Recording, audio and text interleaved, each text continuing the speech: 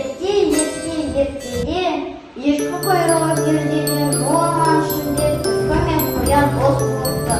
Олар досты сонша, тұлар екеуі бір-бірімен көрші тұрғыдай барады. Содан түлкі өзіне мұздан, ал қоян ағаштан үй салады екен.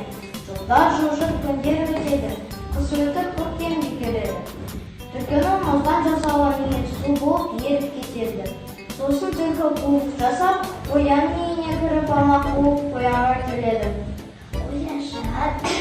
Ояжат, біз екеуміз дос едік қой, еді түйіп мұздар жасалған еді.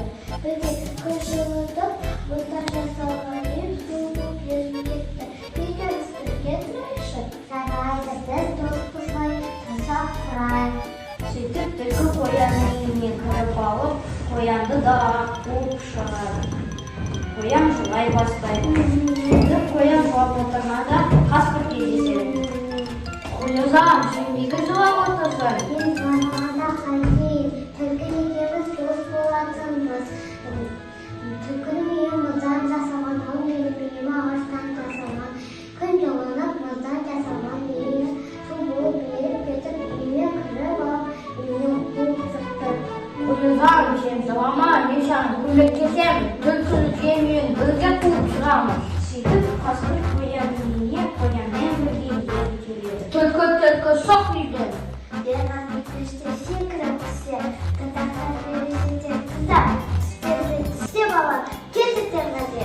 Қасқыр қайта жөнеледі. Одан да бетер жылай бастайды. Сөйтіп жылап қоян жылап отырғанда аю кездеседі. Ояжан, сен неге жылап отырсың?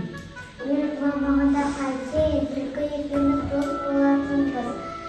Түлкінің үйі мұздан жасалған, ал менің үйім ағаштан жасалған. Күн жылынып, түлкінің мұздан жасалған үйі су болып еріп кетіп, үйіне кіріп алып, үйіне қуып шықты.